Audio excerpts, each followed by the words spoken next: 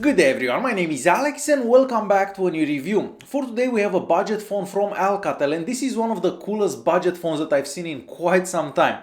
This one is called the A50 and it's also available in the US and Canada for around $150. So what makes the phone so cool? Well, the phone has replaceable back and each back can do a different function. The one that you are seeing right now, it's the back with lights.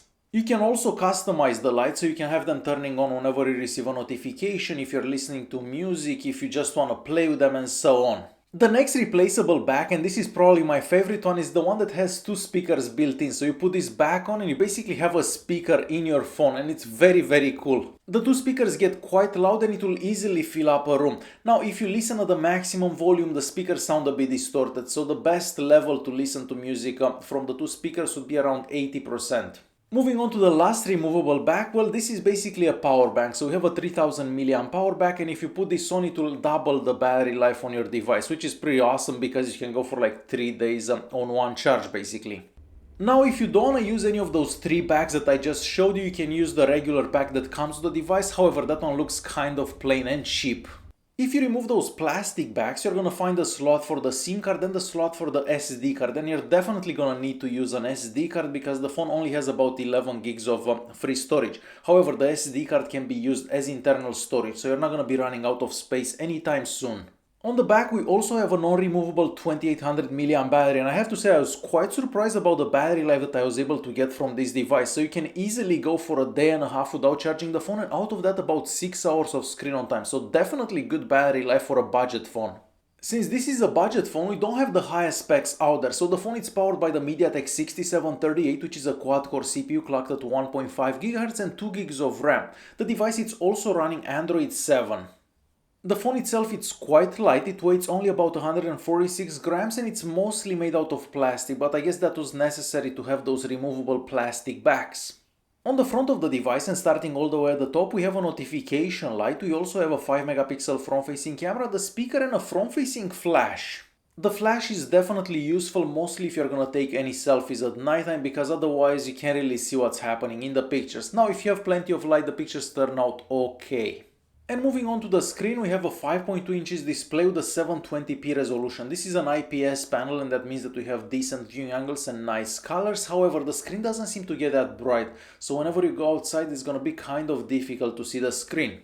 The screen sensitivity is also average, nothing out of the ordinary, and I did find myself having to type the same letter twice on a couple of occasions, but this is quite normal for budget phones these days. And moving all the way to the bottom of the screen, there you're gonna find the home button, the return key and the multitasking button, and those also light up. However, you cannot move them around, so there is no option in the software to actually move those around. As for the sound quality, the speaker at the bottom of the device sounds better than a lot of other budget phones that I tried in the past. And we also have a 3.5mm audio jack that offers decent sound as well and above average comparing this with other phones in the same price range. The phone supports OTG as well, and it takes just over 2 hours to fully charge this device from 0 to 100. Of course, it's gonna take more if you have that battery pack installed on the back of the device. Performance-wise, well, this is definitely not a powerhouse, and the AnTuTu benchmark and the Geekbench 4 will definitely confirm that. But even like that, the phone does perform quite well. I played a couple of games on this device, both of them were set at medium settings, and as you can see for yourself, both of them perform surprisingly well. Now, if you're gonna have a whole bunch of apps running in the background, well, the phone is gonna slow right down. So close all the apps that you have running in the background before you start playing games. Using the browser, it's not as smooth as we've seen for other devices in the past, but if you give the phone a couple of seconds to load the page, it does work much better afterwards. Moving on to the YouTube app, the maximum resolution that you can select is 720p, which is the screen's resolution, but all the videos that you're gonna watch at that resolution do work very well. As for the GPS unit inside this device, well, it's better than most budget phones that I've tried, so it only takes a couple of seconds to find your location, and once your location is found, it doesn't seem to lose it no matter where you go. So great GPS unit inside this phone. As for sensors, well, we don't really have that many sensors and we don't even have a gyroscope, but at least we have a proximity and a light sensor. As for connectivity, the phone supports LTE, we also have dual band Wi-Fi, and the speaker on top here gets loud enough so you can hear no matter where you are. As for the speeds over LTE and the dual band Wi-Fi, well, they're pretty good. But leaving all that behind us and moving to the 13 megapixel camera on the back of the device, we are definitely gonna feel that you have a budget device. The camera app, even though it doesn't look bad, it's kind of slow and it takes a while to focus. So it doesn't matter if you have plenty of light or if you don't have enough light, yeah, it takes a while to focus. The HDR mode works good most of the time, however some of the pictures that you're gonna take in the HDR mode will be a bit overexposed, but overall this is quite normal for a budget device.